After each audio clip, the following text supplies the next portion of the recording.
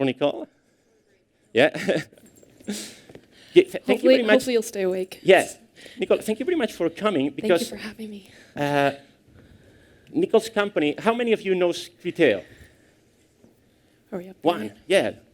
Wow, amazing. Two, okay. Anyone else? Wow, Criteo is an amazing company. It's an amazing company. And I ask Nicole, just please spend some minutes to explain the company for your work, okay? Sure. Thank you very much. Thanks for having me. Okay, so I'm going to, as the GC and secretary, I'm going to talk about the legal implications of big data, specifically as they relate to the consumer, but I will talk to you a little bit about Criteo, which is a performance marketing technology company. It's a lot of words, right? So the way I explained Criteo 2 years ago when I left my prior company, which is the largest medtech company in the world, I had to tell my boss I was leaving, right? And she didn't understand where I was going and why. And I said, you know, for example, I'm going to give you a very feminine example. When I'm in my office and I'm looking for shoes, I'm on Bing or Safari or whatever search engine, and you walk in because you need to talk to me about something, and I cancel out my search. 2 or 3 days later, I actually have time again. I go back on, go finish looking for my shoes, and there's a streamer that comes up along the side of your screen, right, with not just those shoes that I was looking at, but all different types of shoes that are similar to the shoes I was looking at with a variety of prices. So I've been retargeted, right, for the search that I was doing for the product I was looking for. That's what Criteo has done. That's how they started. The company started over 10 years ago, was a retargeter for marketers and advertisers. We've now stretched beyond retargeting to offer a variety of products through marketing, joining technology with the marketing industry. I don't know if that kind of explains. I don't know if anybody has any questions. You have to officially wait for the Q&A, but you can just ask me questions if you have them. Okay. I'm going to click. Okay, so the first question, when anybody talks about big data, is what is it, right? So when I pose the question to any of the scientists in my product team at Criteo or the R&D team, the engineers there, all of those scientists, coders, and engineers belong into this new industry called advanced analytics. They tell me they point me to what's known as the 3 V's, okay? Volume, velocity, and variety. Volume treats the massive quantities of data that can be collected from any source. Velocity is the fact that data can be collected and processed so quickly, often in real time. And variety is the breadth of data that can be collected off of a particular source or many sources. When you combine volume, the qualities of volume and variety, you get big data. You get an increased statistical significance of any data analysis you run and an increased quality in the significance of those stats, okay? Obviously, when you treat big data, the risks, the business risks and the risks to the individual and the rules that are applied vary industry to industry. Financial services, which is one of my prior industries, highly regulated since the economic crash in the United States in 2008. It's very different from the healthcare industry, medtech where I was, or big pharma, incredibly regulated government industries, right? And then you've got marketing, very, very lightly regulated, very little to regulate, especially since a lot of it happens, like Marty just said, over the internet. Internet's not regulated, right? Kind of goes against the whole point. So you've got a variety of risks and rules that you're trying to juggle as an attorney to advise your clients as you not only roll out your old product, that retargeting streamer on your display screen, sitting at your computer screen, to new products, being able to find that same user across mobile devices, on their iPad, on their mobile phone, on their smartphone, while they're moving. I'm going to throw out stats here just as we go, but last year we drove over 50% of our revenue off of mobile marketing. People are buying, people are doing searches to find things that they need while they're mobile today. So the risks and rules that apply to that technology are different than the risks and rules that apply to a simple display retargeted streamer. So at the end of the day, for lawyers, when you talk about big data, you're talking about a societal balance, right, between surveillance to grab the data, the algorithmic driven conclusions that you get from your data processors, your scientists, your coders, versus the data privacy rights that are inherent in the data themselves, and then legal rights and restrictions that apply depending on what you do with the data, how you store it, how you use it. So let's talk about the biggest issues in the marketing industry, which is Criteo's industry. Marketing industry is relatively new, right? Because a big boom in the 50s and 60s through a variety of advertisers, the professionals that were known as the Mad Men. I think you know the show. And in today's world, the Mad Men over the past 10, 20 years are now the new math men. These are my guys, right? The engineers in product and in R&D. Don't look like those guys at all. Definitely don't practice that type of hygiene. Lots more body hair, a lot less showers, but just as smart, right? So the issues that are driven in the marketing industry because of big data relate over and over and over again. You're going to hear scope, right? Scope with regards to how you source the data. Data privacy, obviously, is a whole world unto itself. I'll touch on it quickly later. Scope with regards to how you manage the information once you have that data. Scope in how you use the data. Criteo is quite vigilant by using aggregated data. I'll explain that a little bit later, get down in the weeds a little bit from a legal perspective. And then again, how you respect the data when you contract with your customers to get those advertisements posted, right? To get the marketing out to the right person at the right time, which is what Criteo prides itself on doing. I'm going to just touch a little bit on each of these. From our perspective at Criteo, we do pride ourselves on what is known as collection minimization, to try to really collect only the data we need for that product and or for the user that we're searching for data. Through this philosophy of minimized collection, we respect the confidentiality that's inherent in the data itself, as well as rights that may exist to own the data and distribute it later. Similarly, as I believe one of our prior speakers talked about, you've got concerns with information management once you've collected the data. So security is many-fold, right? You've got encryption security, making sure that your codes are crafted in the right way to protect the data once you've collected it. You've got the responsibility, again, a legal and ethical responsibility to protect that data. You also have to physically safeguard where the data is where the data is stored, in the physical servers. And that's simply, big, tough guys who stand outside our servers. Everywhere where we've got servers, everywhere where we've got a data center, we have big, tough guys, we have cameras, we have police on call, we have high security maintenance. So there's cybersecurity in how you encrypt, and then there's physical security as well. There's retention standards that are applied. They vary jurisdiction to jurisdiction. Again, Criteo is a global company. We're present in over 25 countries around the world. Believe me, probably 23 different retention standards to apply across those 25 countries. So again, it comes back to when you retain, you have to know your scope. What was the purpose of sourcing the data when you collected it? What do you intend to use it? And that's an interesting thing we'll talk about just next in use. Because sometimes you don't always know your use when you are collecting the data and storing it. And your uses, per your point earlier, technology is young and immature, your uses change over time, right? Because of that, we hold ourselves to the strictest standard of retention time limit, which is set by the EU, of 13 months. So we retain that data for 13 months, we aggregate it, we use it, and then we destroy it, we let it go.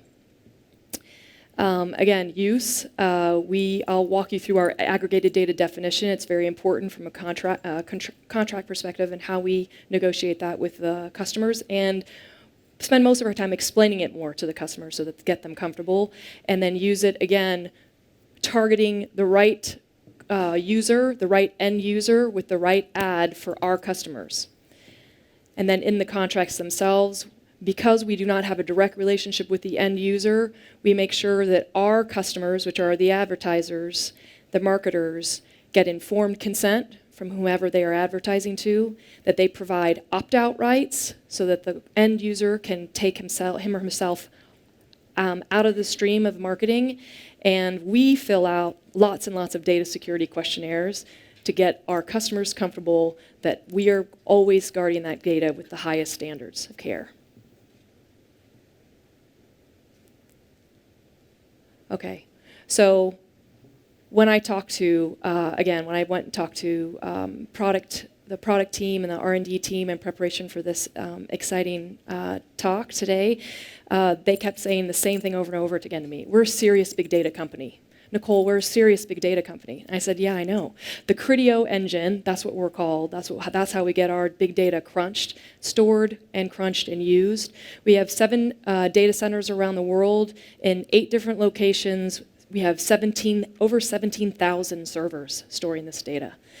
My team has helped, in the 2 short years that I've been GC, my team has helped open up 3 data centers already. We're going to do a 4th one in the US this summer. We have 90 members on our product team, 90 different types of engineers, 350 engineers in our R&D team. There's a subset in the R&D team of about 150 men and women who just do analytics. They're just the analytics team. Again, stats to go back to Marty's point about what an exciting company Criteo is. We served over 782 billion ads in 2015, and as a company, we generated $21 billion in post-click sales for our customers just last year alone. To make that Criteo engine work, you've got the commercial legal team in my scope. We work very closely with the product teams and with the data privacy teams. We're regional. We sit regionally with the sales and operation teams in the Americas, in EMEA, and in APAC. We are now 2 in the Americas, 1 globally for our middle market our middle market product sits in Boston, but coordinates globally that service. We have 3 lawyers in EMEA, spread through London, Paris, and Munich. And we are 2 now in APAC, Tokyo and Beijing, and will soon be a 3rd. We also work with the product and sales teams. I launched last year, actually, a very collaborative, I call it the 3-headed beast, training system that is comprised of the legal team, the data privacy team, and the product team to train our sales teams on how to use our form documents for each product. We call them UTCs, Universal Terms and Conditions. The data privacy team is comprised of 3. We have a global privacy officer who sits in the Valley, 2 senior counsel who sit in Paris. They are embedded within the product team so that they literally hold the hand with product. They are part of the conversation from the gestation of an idea through the design stage, right out through rollout with us, and then training, obviously, in collaboration with us. They have to do that across, again, over 25 different regulatory structures. To give you just the bipolar, the strictest being obviously the European Union, and the least defined the US. We abide by the European Union standards. Okay, so how do we operate grabbing all this data for advertisers and marketers without falling into PII, which is personally identifiable information? Under the EU directive, you see the definition up there now, any information related to an identified or identifiable individual, tagging anything that can get their identity known, physical, physiological, mental, economic, cultural, or social identity. Very broad definition. Even more recently, the working party of all the data privacy regulators across the EU through Article 29 set out 3 questions. In order to determine, you have to answer no to all of those questions in order for your data to be considered anonymous, otherwise known as not PII. Is it possible to single out an individual? Is it possible to link records relating to an individual? Can any information be inferred concerning an individual? Because Criteo's mission statement is to serve the most relevant ad to the right person at the right time, we fail the test right out of the gate. Right out of the gate. It's absolutely possible for us to single out an individual. Now, we don't know your social security number. We don't know your address or your phone number. We don't know your mobile phone number. If we've known any of it by the cookies or the tags or the hashed email that we've dropped or collected, respectively, we've destroyed it. But we're able to find you through your behaviors. That's what the Criteo engine does. We crunch data so that we can read your behavior and know how best to help our advertisers, our customers, serve the end user. So, since we failed that first test, we recognize that we have actually indirect personal data at any given time, also known as pseudonymous data.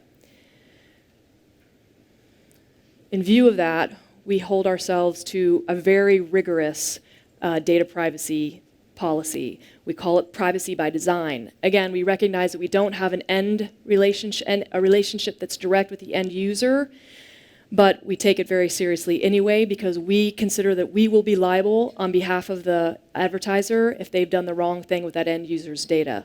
So we create a privacy toolkit comprised of the right types of cookies notices when we drop a cookie, the right type of tag notice when we drop a tag, the right type of policy information to explain how we hash email and policy to get out of it if you don't want it happening on your email. And we also provide data privacy clauses directly to our advertisers to put into their own compliance policies.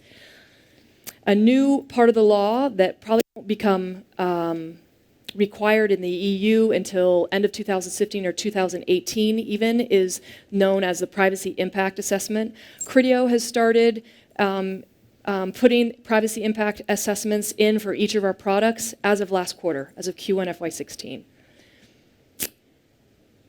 We also set up our own UTCs. So we have our form documents that treat each of the products that we provide to the customers.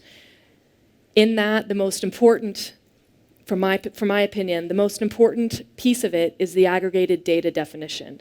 We clearly state that we take that data and we aggregate it. We put it in with all the other data that we have. That's how we process it. That's how the Criteo engine works. That's a way for us to give comfort to the advertisers and for the advertisers to know that they're comfortable vis-a-vis the end users because they know that even though there's pseudonymous data under the EU directive standard, it is not personally identifiable information, that no one's personal identity is at risk. We take that aggregated data and we use it to provide the best service we can. We also use it to improve our technology in real time, right?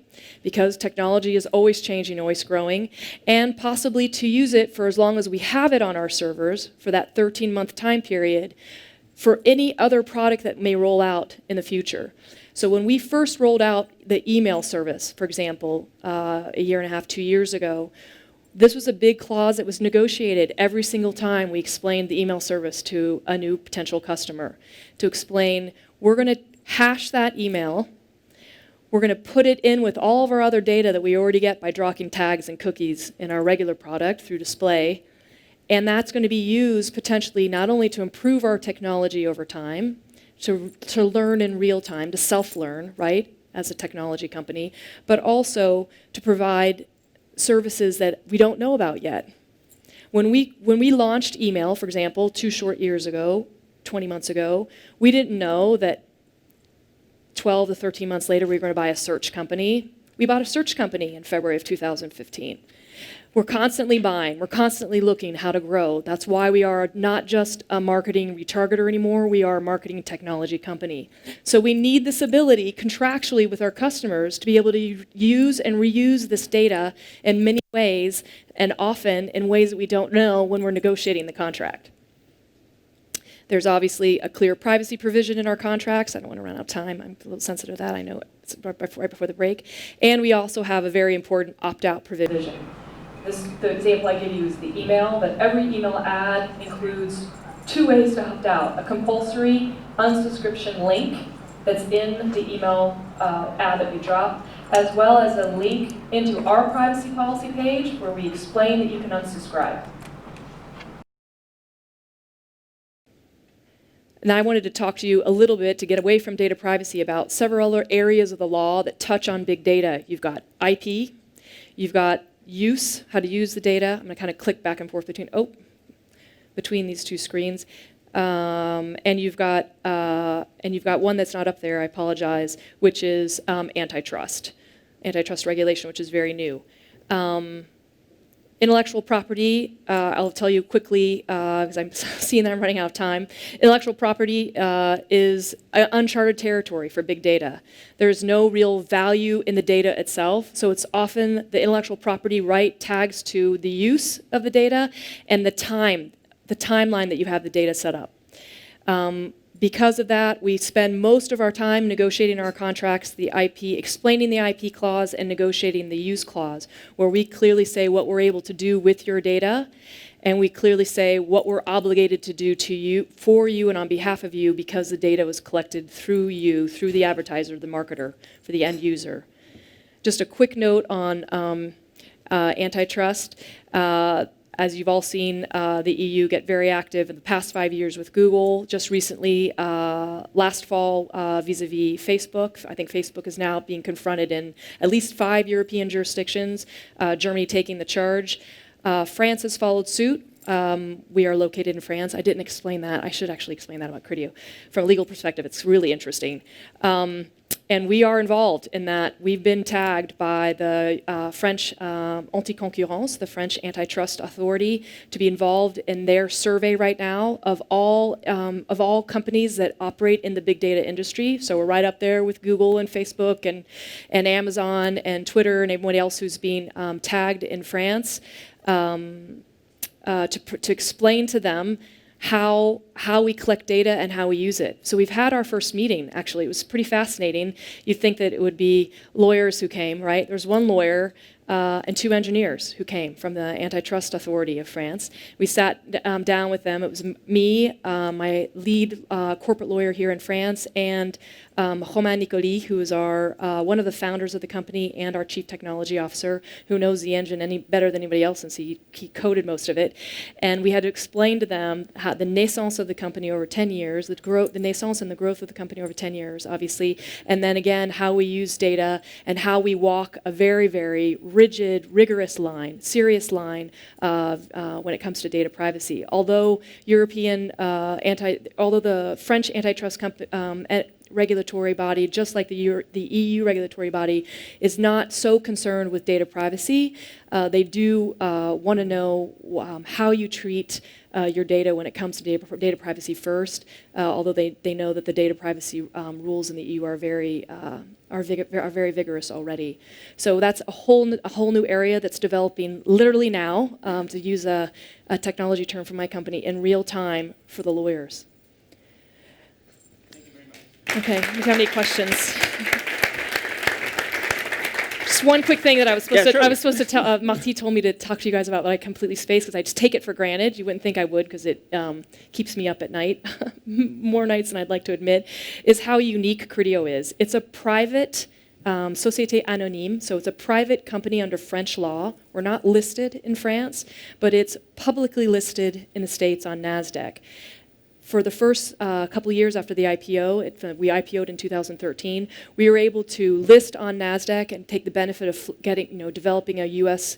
Public float of our stock through a rubric called FPI status. I don't know if you guys know that. It's just pure U.S. securities law, so no worries if you don't. Foreign private issuer status. So as long as that issuer that's listed on a U.S. exchange abides by the laws, the rules, and regulations applicable to it in its own jurisdiction, it's not required to fulfill the requirements of a full U.S. public company in the U.S.